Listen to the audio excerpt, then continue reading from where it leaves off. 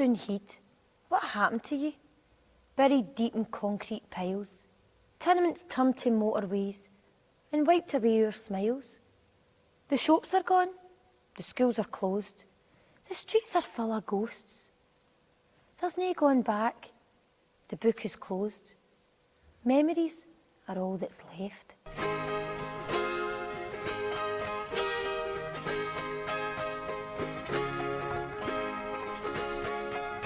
The city is changing a year and a day, and it's changing as fast in the night time.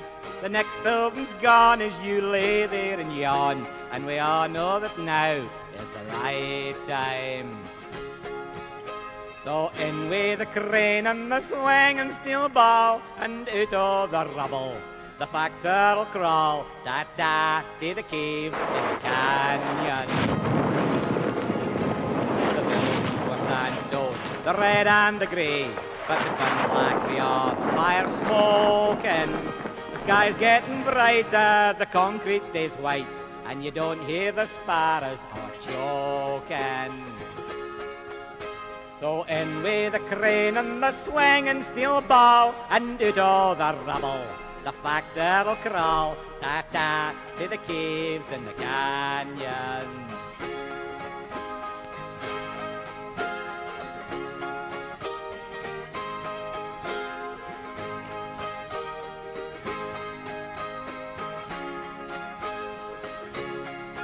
Did you love Stairhead laddies, 6 families to 1, with the steamy wash clays never dirty?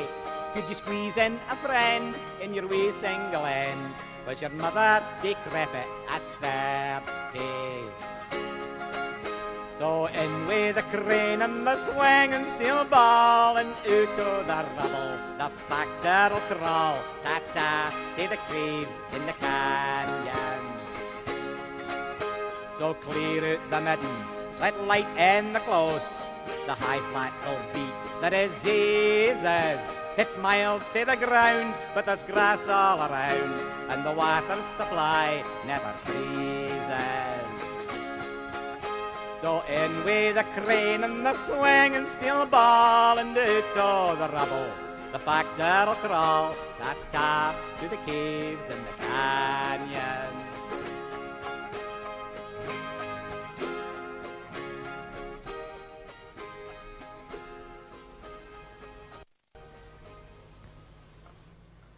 The Old Townheid district of Glasgow, or Toonheid as the locals knew it, was once the very hub of the city.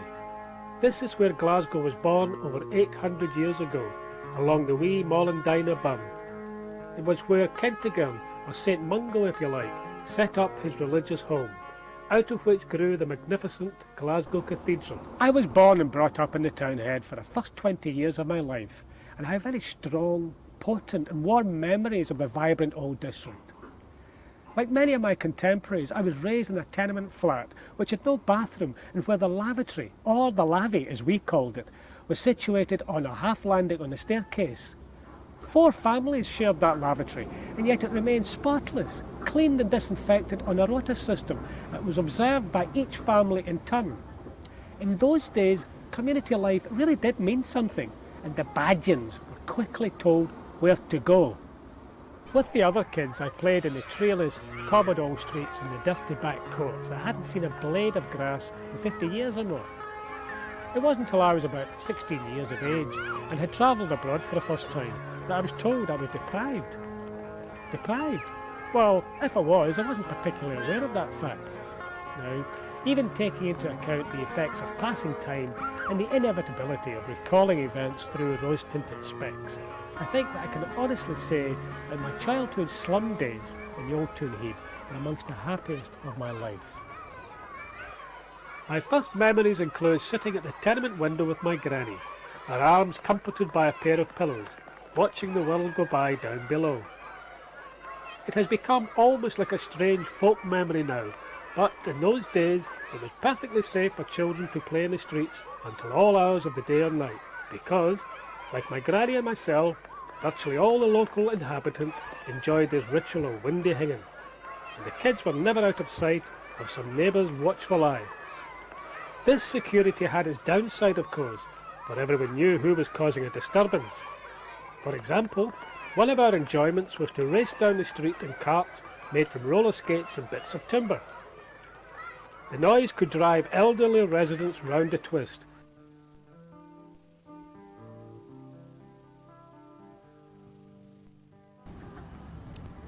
Our favourite fish and chippy was Scabby Bend, which, if my memory serves me right, was situated in the Rotten Row just around the corner from that part of Taylor Street. Scabby Ben was probably second-generation Italian immigrant, and despite his ugly nickname, everybody thought that his chips were really, really good. Single fish and widowed chickens, chips swimming in grease, ashit pie suppers wrapped in yesterday's news, courtesy of Scabby Baines. "A would you like a pickled onion?" the proprietor would inquire. "A lang a would ya cheaps?" "Aye, fire into," the drunks would cry, drowning slowly in their beers. The old fish and chip shop sat quietly in the old Rotten Row, and regardless of his nickname, to him everybody would go.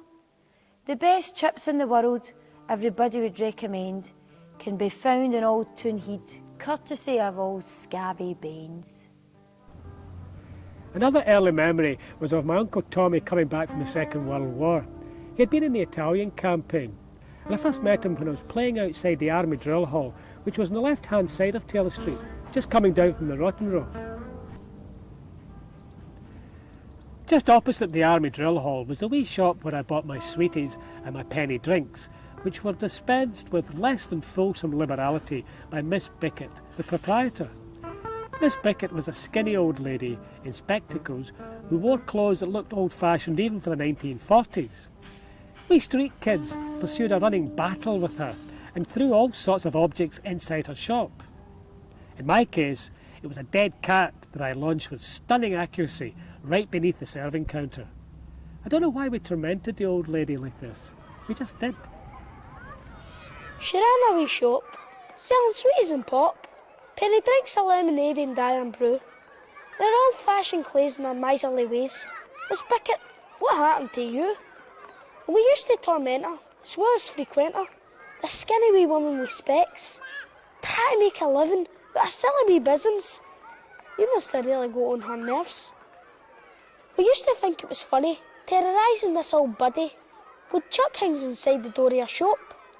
The bricks and broken glass, and even dead migging cats. It was a running battle we never thought to stop. But progress came and swept Miss Bickett away. And this I'm more now than I can say, 'cause she was part of my youth, and to tell you the truth, I wish I could say I was sorry. Most of the Old Townhead was wiped off the face of the map by the misinformed, some would say demented, planners of Glasgow Corporation, who seemed to think that they were doing the locals a big favour by destroying what they prized most, the magic sense of community spirit that had helped the working class population of Townhead to survive 1,000 personal tragedies. The bulldozers moved in and flattened the area. Gone and gone forever. But let's go back and start at the beginning. Glasgow Cathedral is one of only 2 medieval cathedrals in Scotland. It was built in various stages between the 12th and the 15th centuries in the early pointed Gothic style. Although vandalised during the 16th century in the wake of the Protestant Reformation and stripped of its altars, wall paintings, sculpture and all of its medieval stained glass, the building remains impressive.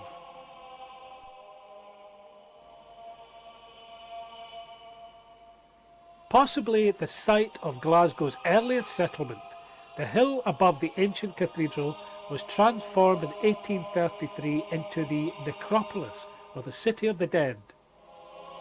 Glasgow's rich Victorian industrialists erected a bizarre series of monuments to their power and wealth. Here, beneath assorted pyramids, temples and obelisks, lie the captains of business, the clergy, authors, poets and trade union pioneers. The most dominant and famous of all is the monument to John Knox, the Presbyterian reformer, who still maintains a disapproving and stony-faced vigil over the decaying moral standards of the citizens down below. I attended 2 schools in the Toonheid. The first was Townhead Primary, where I spent a fairly happy 7 years being coached for life by some very nice teachers, including Miss MacDonald, who, lucky as a winner, seemed to regard me as one of her prized pupils. Little remains of the school now, except for the wall that once enclosed the playground. Now the space provides car parking for the Barony Church building, another part of Strathclyde University's spreading empire. 10 times 1 is 10, and 20 is 10 times 2. I love my teacher, Miss MacDonald, but I think she liked me too. I went to Toonheid Primary. You can't see it now. I wonder where Miss MacDonald is. Does she wonder where I am too? My old school came tumbling down, so a car park can stand there now, right beside the Barony Church. This progress thing is cruel. The Barony Church was built between 1886 and 1890. Inspired by the medieval Cathedral of Dunblane, it is one of the most ambitious and successful of the many Gothic revival churches to be built in 19th century Glasgow. Now used for Strathclyde's graduation ceremonies and other functions, I remember it as a real church, attended by the pupils of City Public Senior Secondary at the beginning and the end of each term. As a rebellious teenager, I tended to follow the example of the atheistic and bored high school staff by staring blankly into space during these school services. Despite my teenage cynicism, it was hard not to be impressed by this fine building. Because of the growing emphasis on tourism in the modern Glasgow, some parts of what little remains of Townhead are being refurbished and developed, but this time with a more delicate touch. Glasgow's oldest building, Province Lordship, has just undergone another facelift. The little museum, originally constructed in 1471 as the manse for a nearby hospital, has performed many roles through the centuries. It was even a pub at one time. Several tasteful new additions to the surrounding area include the little walled garden joined to the rear of Province Lordship. On a hot summer day, the garden can be a peaceful haven for contemplation. Immediately adjacent to it is MacLeod Street, which has been turned into a pedestrians precinct with a row of trees. Directly opposite Province Lordship, on the other side of Castle Street, is the new Museum of Religion, which celebrates the art, history and culture of all the religious faiths that have contributed to Glasgow life through the ages. It is built in a rusticated style to fit in with the other old buildings, and as the weathering process darkens the stonework, it is only fair to say that the project has been successful. This new museum sits on the corner of the new piazza that provides a wide entrance to the cathedral area. Opposite the Barony Church, on the other side of Castle Street, is a statue that has been either adored or reviled by Glaswegians for generations. Mounted on his stone horse is King Billy, William of Orange, hero or villain if you will, of the Battle of the Boyne in Northern Ireland in 1689. Just down a bit from the equestrian statue is a housing scheme of the late 60s. The grey sandstone wall which surrounds it is all that's left of the grim fortress of Duke Street Prison. For much of its time a women's prison, the famous Red Clydesider John Maclean was also imprisoned here. Executions took place at Duke Street, and I remember it from childhood days as a dark, scary place. I also remember the traditional song that was penned in its honour. It is a happy land down in Duke Street Jail, where all the prisoners hang tied to a dirty big nail. Ham and eggs you never see, dirty water for the tea. There is a happy land down. Going diagonally across the little park from the housing scheme, you come to an attractive building built in 16th century Scots baronial style by the Victorians, who were fascinated by Scotland's early history. Now known as Cathedral House, I remember its drab corporation green interior when it was the Discharged Prisoners Aid Society, its location chosen because of its proximity to Duke Street Prison.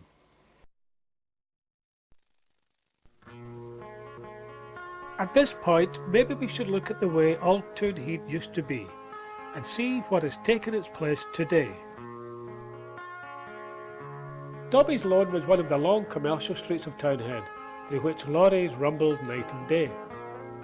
It was occupied mostly by warehouses and storage depots, stuffed with timber, cooperage barrels and light engineering goods.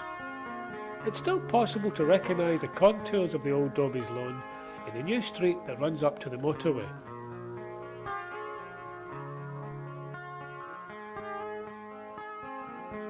This is Castle Street in the 1960s. The photograph shows a typical street in the Old Townhead with newsagent, baker, doctor's surgery and of course the pub in the corner. Although only a fraction of its former self, Castle Street has always played a great civic role in the life of Glasgow. This is partly because it's near Glasgow Cathedral, where the funerals of the great and the good were held. But for ordinary citizens, it was a street where great public events took place. Thousands of people would crowd the route as colourful pageants went by, accompanied by pipe, brass or silver bands. History was made here. William Wallace rode by to beat the English a few hundred yards down the road at the Battle of the Bray in 1297. They say Willie Wallace climbed the Bell of the Bray, and no the one that played for Celtic. Hundreds of years ago, I think it was, when the Scots fought to be independent. They say he showed his bare arse to the English soldiers in Bishop's Castle, and they all ran out to get him, in an almighty mad mental charge. But Willie's pals were waiting, it seems, armed to the teeth round the corner. And then there was a hell of a big battle, and then there was no more English soldiers. This is the Manx Bar in Glebe Street. Today, virtually nothing remains of Glebe Street, which was once quite a long road. The Manx Bar was one of my father's favourite watering holes. Because of its handy location, the bar of the Cat with No Tail proved irresistible to the male patients in the Royal Infirmary just across the road. Each night you could see a horde of determined patients pushing wheelchairs or hobbling in crutches, eager to quench their drouth and escape the boredom of a hospital ward, even if only for an hour. This is McCausland Street. It started at St James's Road and ran across a whole range of streets heading eastwards. Most of it was residential, but there were lots of wee shops of every description, newsagents, grocery stores, chippies and small cafes. There were grand churches too, all along the route.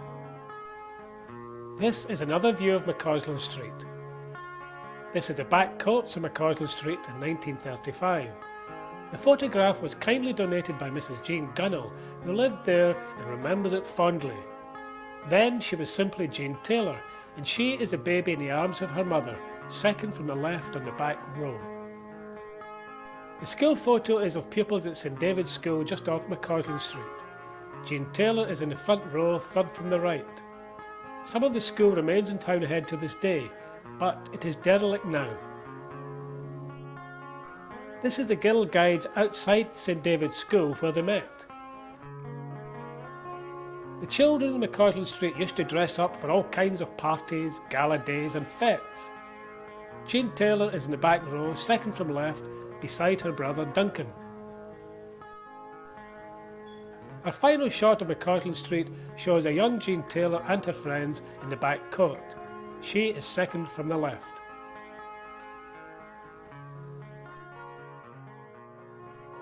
The Station Cafe near Queen Street Railway Station was for years a popular rendezvous for travellers. Its corner site on Cathedral and Dundas Streets was an easily identifiable meeting place for teenagers out on their first date.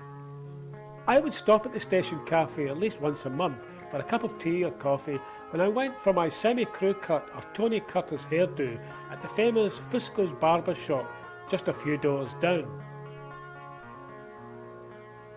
Not far along from the Station Cafe at that end of Cathedral Street was the Log Cabin, one of the many small restaurants that began to open up in Glasgow in the late 1950s and early 60s, bringing a wee bit more style to our eating habits. I've had some difficulty in trying to remember the location of the log cabin, but perhaps someone out there can pinpoint the exact spot. Dundas Place was part of a five-way junction where Buchanan Street intersected with Cathedral and Bath Streets. Dundas Place is now gone, replaced by the Buchanan Galleries. At the end of the other side was a Koh-i-Noor restaurant and bar. This became the doghouse in the 1950s until the bulldozers arrived. This is a photograph of boys playing football on Kennedy Street School in the 1960s. Kennedy Street ran parallel to Parliamentary Road, and most of the street still exists today. As well as a school, there was a playground in Kennedy Street, now gone. The Fife McGrowther factory still stands there, but the Kennedy Street steamie, fondly remembered by local women, is sadly gone. My ma took her washing down the Kennedy Street steamie, piled up high in an old Churchill pram. My dad's dirty shirts, his smelly old socks, and his grey worn-out torn underpants. She did the same for me, but I never could see why she had to wash so many clothes. I could go for a week sleeping in the same sheet, and my summit was good for 10 days. This is John Knox Street near the Lady Well. As a kid, I only ventured here when I was exploring the necropolis in the Lady Well area, perhaps because it was connected to its namesake, the dour John Knox. I was never attracted to the street. It struck me as being a bit dreich and dusty, but I'm sure that someone out there remembers it with affection. On the corner is Deary's pub. The pub and all the tenements above it are now gone. Still within the same area is the Lady Well Street, which branches off Wishart Street and once led on to Duke Street.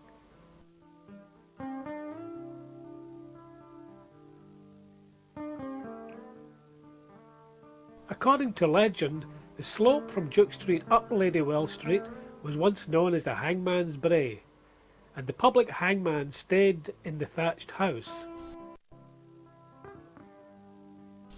The Lady Well, as the name implies, was once dedicated to the Virgin Mary, and is one of several wells of medieval origin which survived to modern times. In 1835, it stopped being used because of fears of contamination from the necropolis. Another relic of Old Townhead, which survives perched above the motorway, is the Martyrs Public School. Built in 1895, this fine building commemorates the martyrdom of 3 local Covenanters. But its chief claim to fame lies in its architectural importance as one of the earliest works of Charles Rennie Mackintosh. Just across the road is the St Mungo Roman Catholic Church and Mission. This is one of a steadily diminishing number of churches built for the Catholic Archdiocese in the 1880s and 90s by Peter Paul Pugin, the son and successor to the great genius of the Victorian Gothic revival, A. Welby Pugin. The entrances to the church and mission sit on Parsons Street, seen here in the 1950s. In those days it ran all the way to Castle Street. Today, however, only a tiny stretch of Parsons Street survives, with the church and mission remarkably intact. However, the fish restaurant and the old tenements are long gone. We are so used to what is arguably the most important building in Townhead that we sometimes forget to mention it in our list of local features. But surely the Royal Infirmary deserves every accolade in the book. Generations of Toonheid folk have attended the Royal to seek help for a wide range of ailments, from the bruised face of the Saturday night punch-up to the terminally ill patients who suffer a devastating cancer. The Royal has been at the heart of Townhead life from long before the creation of the National Health Service. Robert and James Adam designed the original Royal Infirmary in 1791, with the foundation stone being laid on the 18th of May 1792, an event attended by the biggest crowd that the city had ever seen at that time. Some remarkable advances in medicine occurred within the Royal. It was here that Lister introduced and developed antiseptic surgery, and Sir William McEwen pioneered brain surgery. Doctors and nurses swept by in white coats, treating all kinds of ailments, from TB to sore throats. Started with rickets and polio, diphtheria and scarlet fever. Oh, now it's asthma, arthritis, multiple sclerosis and emphysema. Oh, every era has its complaints. They never seem to end. For every one cured, up pops another 10. Famous men walked within its antiseptic walls, while thousands of unknown devoted nurses heeded the call. On Castle Street in Toonheid stands the oldest hospital in the city, the one and only Royal Infirmary. Adjoining the infirmary is a unique piece of architecture which, to the shame of all concerned, at present lies in a state of deterioration and neglect. This was the Royal Blind Asylum, built in 1879. The asylum's steeple is distinctive, being six-sided with a clock face on 4 of them. There is also a statue, sculptured by Charles Graspy, representing Christ welcoming a little child into his arms.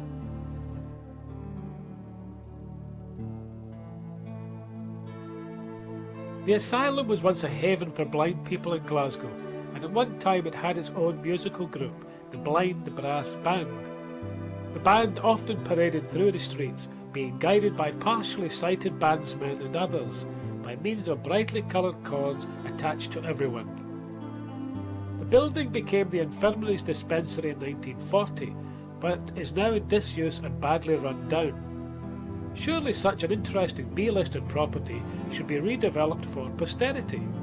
Perhaps it could be brought back to life as a museum of medicine, highlighting the medical achievements of the Royal Infirmary. One of the ugliest parts of Glasgow has to be the Townhead interchange. Huge parts of the district were swept away in the 1960s to allow motor cars and lorries easy access to the city centre, but at what a dreadful cost.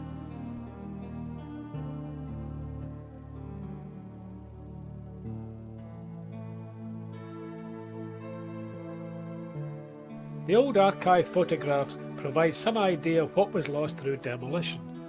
Here's a 1955 scene at the very top of Castle Street at the junction of Royston Road. You can see the Blind Asylum steeple and the towers of the Royal Infirmary in the distance. And now look at what remains of this top end of Castle Street. Everything swept away to make room for cars, buses and trucks. The Townhead interchange was supposed to ease traffic flow problems. What a joke and what an indictment of so-called urban planners. Also at the top end of Castle Street was the Toonheid Library. The painting by artist Ian Mulholland shows tramcars on Castle Street, and behind them stood the library.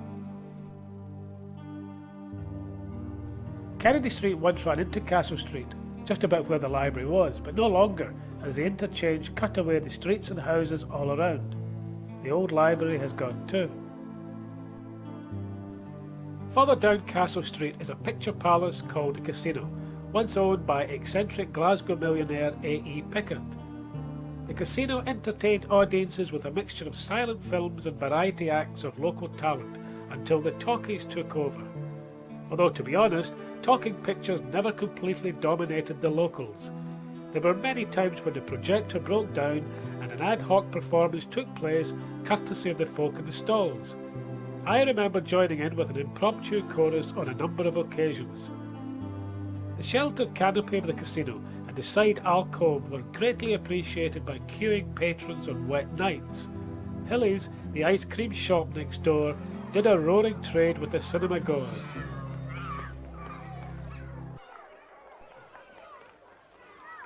Every Saturday they would go down to the old casino. Not gamblers them, just matinee martyrs hung up on the serials. It was owned by Mr. Pickard. No, not Jean-Luc for Star Trek. Started showing silent films and a variety of local talent. Then the talkies came and swept all that stuff away, and the golden age of Hollywood came rushing in. But for tenement weans in Toonheid, only 2 things mattered: sweeties for the sweet shop and Hilly's ice cream. Just opposite the casino was the main opposition, the Carlton Picture House. I remember seeing my first X-certificate movie in the Carlton. H.G. Wells' War of the Worlds was supposed to terrify anyone under 18, but I managed to talk my way in at the tender age of 14 and thoroughly enjoyed the film's special effects, which were probably state-of-the-art for the 1950s. There was never a hush with the carton penny rush. Tuesdays and Fridays it was out of school and running like mad, faster than a corporation bus. For a front seat at the flicks, we would get big licks. Last one in, shut the door. But now the carton's gone. Like the braes in the burn. The Toonheid I knew. It's no more. The cinema I remember from my earliest childhood was the Buggy in Stirling Road, an eccentric venue that was situated on the first landing of a tenement. My granny once embarrassed me terribly. She took me along to the Buggy to see a World War II epic about a Japanese prisoner of war camp where a British soldier has his tongue cut out. As the mute soldier looked out from the celluloid, my granny leapt to her feet, yelled and shook her fist at the screen. "You're all bisms! You're all right wee bisms!" Now, even as a 4-year-old, I realised that the film was just an illusion, and with burning face, I urged my granny back onto her bench. A section of Townhead, now completely buried beneath Strathclyde University, was Morn Square, a late Victorian project that was built as a model housing scheme for the working classes.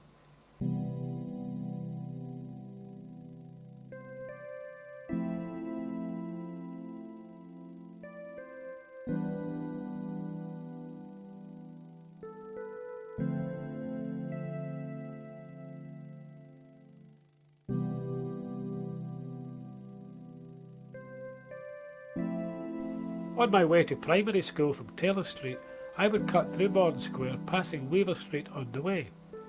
If I took this route, I would pass the back end of the Townhead Baths, where working class women took their household clothes and bed linen for washing, piled high on a black pram. Sometimes you could see the firemen stoking up the boiler furnaces that heated the stibby, the swimming pool and the bathhouse. Few of the tenements had a bathroom, so it was quite common to get a good wash at least once a week in a local washhouse.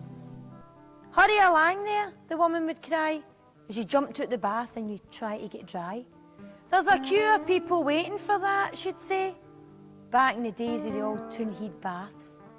Once a week we get to scrub our backs, while the woman in the steamy did their washing. The same old tubs house hundreds of bums, and to most people it didn't really matter. But fortunately the tubs were clean more than once, and you didn't need to share the same water. And the kids of today would shout with dismay at the thought of sharing a bath with their neighbours. But back in the days, well, that was the way, because nobody ever had any money. Carbolic soap, towels and cubicles, and afterwards you could even have a swim. But the public baths became a thing of the past when progress came sweeping in. The monumental sculptor's yard of Mossman once crafted tombstones and memorials for the necropolis and other local cemeteries.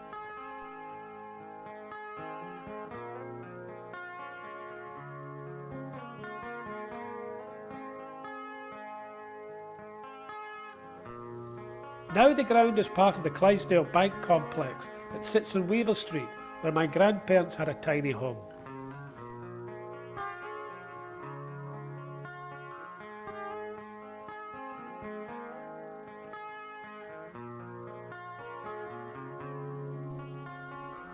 The Mossman Company still exists and now has a shop on the High Street.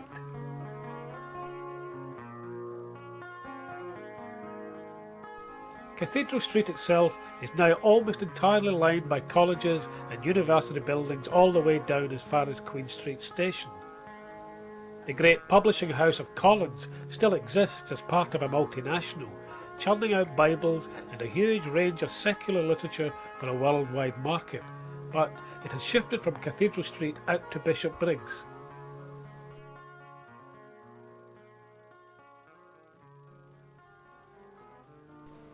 Further north and running in parallel with Cathedral Street was that other great thoroughfare, Parliamentary Road, which was obliterated completely during the 1960s. Parley Road was a bustling, thrusting, noisy, cheerful emporium lined end to end by shops of every description.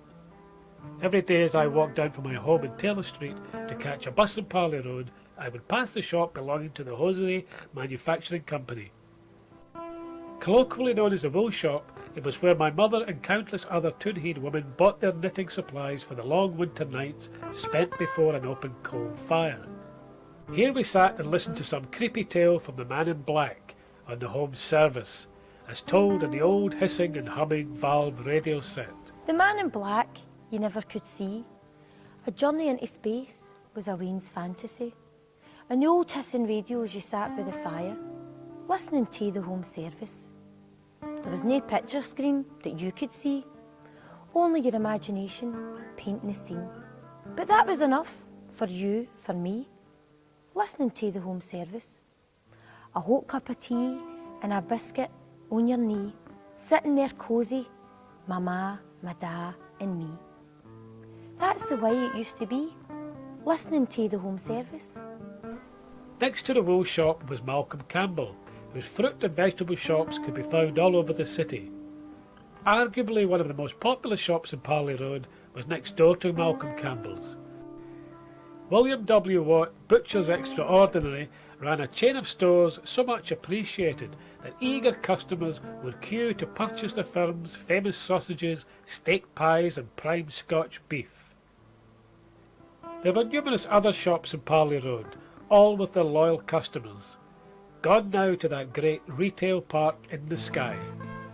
John Ingalls the draper stood in Old Castle Street, so did McCown and Adam the chemists. Margaret Baird sold clays on Garngard Road. I even remember the dentist. The Toonheid Floral Bazaar sadly missed, though for what I hear, wee Agnes Brogan still exists. The Gilded Horse atop John MacArthur's shop, best seen for a bus on Parliamentary Road, selling horse collars and saddles, reins and all, for the big Clydesdales whose hoofs are now sadly gone.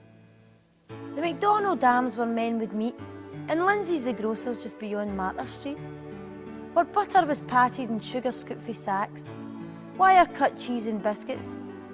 No broken ones, please.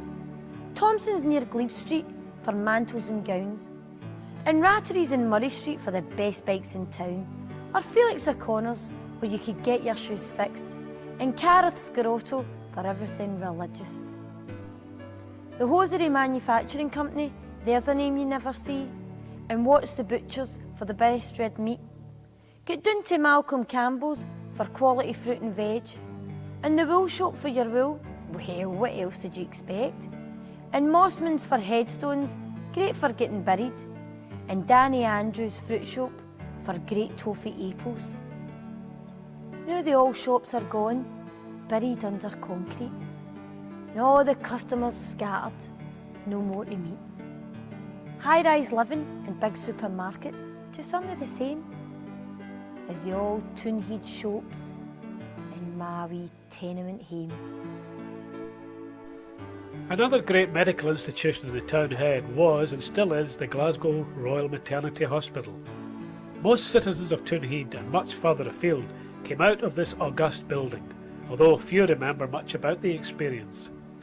Known to the locals as the Rotten Row or simply the maternity, the building was built by 1906, although there are parts of an earlier edifice from 1880 that still survive. There are thousands of Waynes now grown in Glasgow the day that were born in the Rotten Row maternity. Before the days of the pill, their moths would climb yon hill that seemed to take an eternity. Now they're shutting it down after 100 or so years, leaving women with mixed emotions. It's the end of hard labour, the baby boom's bust. We've silenced the population explosion. When I was a kid in the late 40s, much of the Rotten Row and the adjacent streets were already in a bad way, gap sites and rubble everywhere. But we were an ingenious lot. One man's dung heap is another's playground. At any rate, we turned the Balmain Brae, one of the steepest of Glasgow's hills, into a winter paradise where we built giant snowmen and built some of the longest ice slides imaginable. You put life and limb at risk if you tackled these slippery slopes, because George Street and the busy traffic lay at the bottom. But you couldn't lose face in front of your friends, so off you went with a stiff upper lip, to face the slide of death with only the sinews and muscles of your bony wee knees and thighs to save you from certain disaster. Well, Balmain Bray is still there, prettily landscaped and terraced as part of Strathclyde Uni's domain. It's nice, I suppose, but to an Old Toonheid veteran it lacks that devil-may-care attitude of laughing, daring childhood. I used to slide my wee bum down Balmain Bray on yon big hill with the students of the day, and you had to be brave and no show any fear, or you couldn't show your face in the gang again. The bottom of the hill, cars and buses ran past, and as you headed towards them, your heart would beat fast, and your trousers might fill if you went out of control, and you might end up injured in the old rotten row. But the slide of death in those cold winter days was to test your courage in so many ways. From boyhood to man, part of your growing pains, sliding your bum down Balmain Bray. It's difficult nowadays to recall that the Old Toonheid was once a hive of industry. Do you remember the famous bicycle company in Murray Street? David Rattray was an agent for cycles and accessories, but he also manufactured his own cycle frame, the Flying Scot, in his workshop, and they were in high demand from racing clubs throughout the country. No trace of Rattrays can be found in the modern Toonheid. The working class community of Toonheid enjoyed a hectic social life and pursued a wide range of interests that didn't cost too much money. The pub, of course, was an important meeting point, but prior to the 60s they were largely the preserves of men. I remember the importance that the pub held for my father and my uncles, but I glimpsed the Toonheid bars only from the outside, noting the brass railings, the ebony hand pumps and the sawdust scattered across bare wooden floors. I stood cold outside when my dad had a hoff. Hoff of what? I don't know, but it warmed him up inside. The McDonald's Arms, I think it was, one of many in the old Parley Road.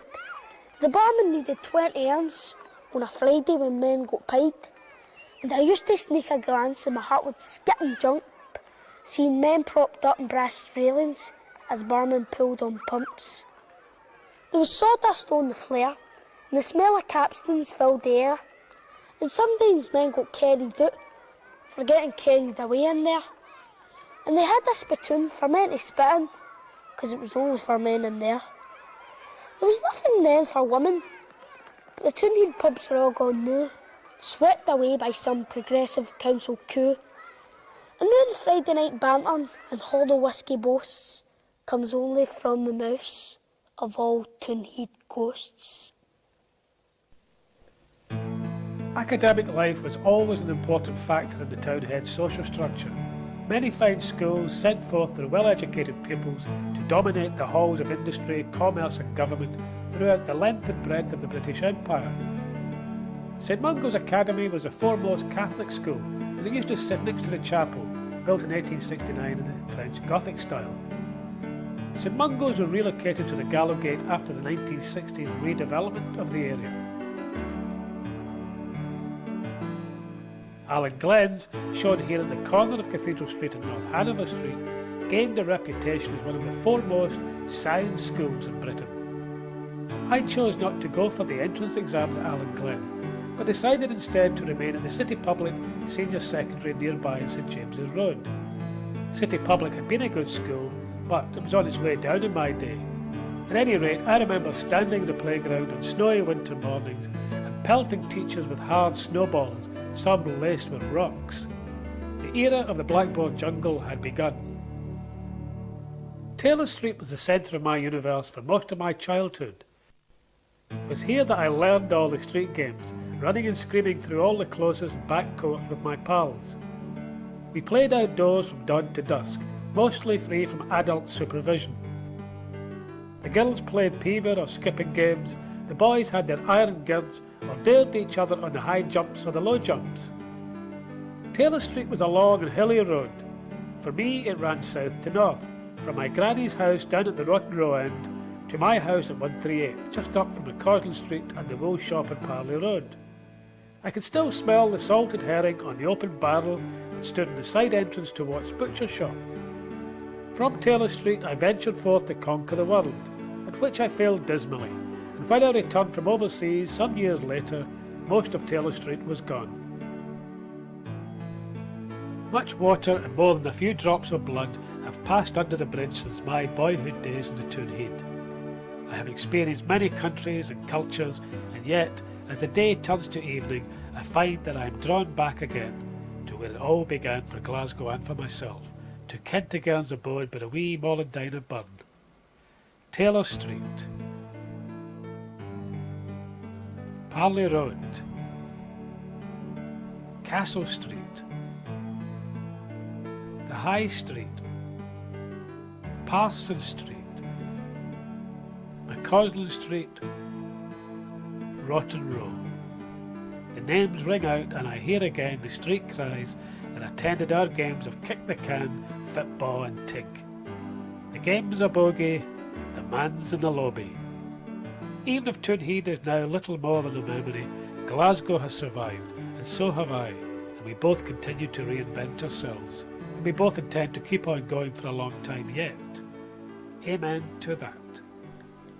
As darkness fell we did it, that lonely moonlight flit, creeping at the house all bent, 'cause we couldn't pay the rent.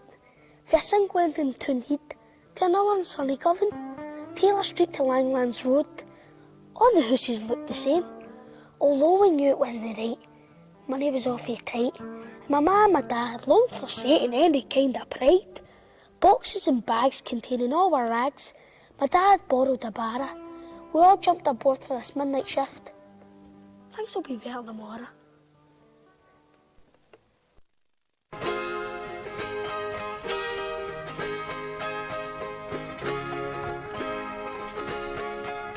The city is changing a year and a day, and it's changing as fast in the night time.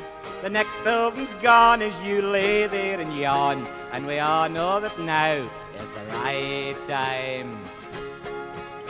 So in with the crane and the swing and steel ball, and out of the rubble the factor'll crawl, ta-ta, to the caves in the canyons. The buildings were sandstone, the red and the grey, but they turn black, we are the fire smoking. The sky's getting brighter, the concrete stays white, and you don't hear the sparrows are choking. So in with the crane and the swing and steel ball, and out of the rubble the factor'll crawl, ta-ta, to the caves in the canyons.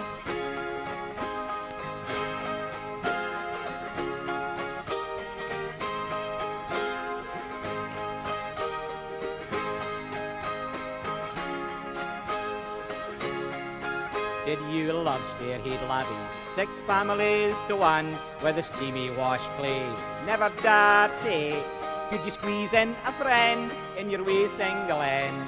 Was your mother decrepit at 30? So in with the crane and the swing and steel ball, and out of the rubble the factor'll crawl, ta-ta, to the caves in the canyon. So clear out the middens, let light in the close. The high flats'll beat the diseases. It's miles to the ground, but there's grass all around, and the water supply never freezes. So in with the crane and the swing and steel ball, and out of the rubble the factor'll crawl, ta-ta,